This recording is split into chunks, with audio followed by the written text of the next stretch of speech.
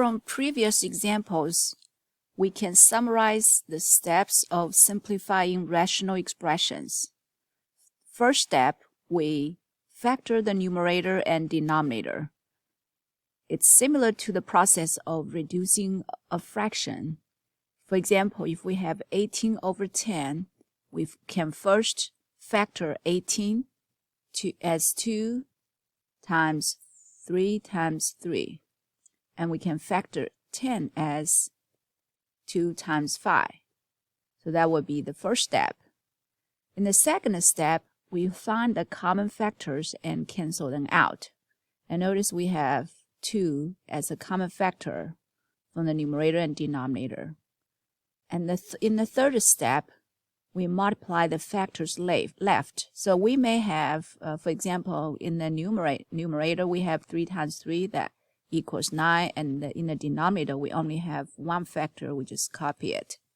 So the steps are very similar to simplifying a fraction.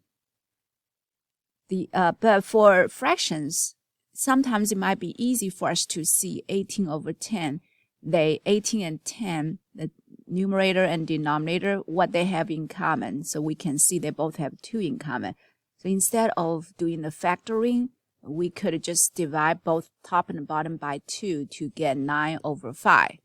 But for rational expressions, it's very difficult to see what they have in common without doing factoring. So we must do the first step to factor the numerator and denominator.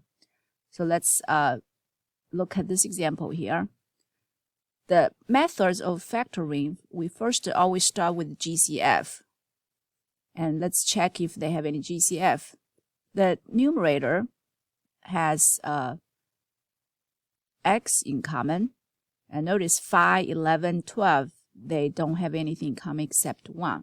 So we're going to factor out x. X is the lowest, has the lowest exponent. And in the bottom, in the denominator, notice they also have x in common. So we could also factor that out. But one thing we notice that the top has negative x cubed, and the bottom is positive. So to be consistent, we're going to factor out a negative x to change the first term to positive, and which will make the process a little easier.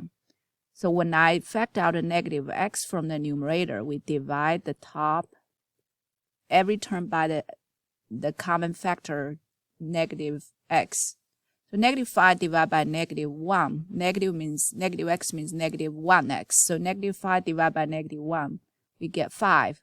X third divided by x, we get x squared, because x means x first. And we subtract the exponents. Next, we have negative 11 divided by negative 1. That gives us positive 11. X squared divided by x, that's x. And positive 12 divided by negative 1, it's negative 12. And the x cancels x out. And after we factor the greatest common factor, GCF, which is negative x, out, we have 2 factors. One is negative x, the other is 5x squared plus 11x minus 12. And notice this is still trinomial. We may be able to factor this further. We can take a look, see if we can factor this. And 5, we break down as 1 times 5. X squared, we break down as x times x. And the last term, negative 12, we can break down as positive 3 times negative 4. Positive times negative is negative. And notice the cross products, we have 3 times 5, 15x minus 4x. That gives us exactly 11x. So we're going to continue the factoring process. The top, you can, when you do the factoring, step 1, you can either factor the numerator first or you can factor the denominator first. So I'm going to finish factoring the numerator. So that trinomial can be factored as 1x plus 3. The 1 can be omitted, and times 5x minus 4. So the top can be factored as 3 factors, negative x, x plus 3, and 5x minus 4. Now, Next, we're going to look at the bottom denominator. And also notice 10, 7, 12. They don't have anything in common except 1. But x cubed, x squared, x, we can factor out x. And we're left with 10x. So we divide every term by x. We have 10x squared plus 7x minus 12. And also, the second factor is a trinomial. We may be able to factor it further. So I'm going to do the factoring part here. The first term, 10x squared, we can factor it as 2 times 5, x times x. The last term, negative 12, we can factor it as also maybe positive 3, negative 4. And cross products, we get negative 8x and a positive 15x. After we combine them, we do get 7x to match the one in the middle.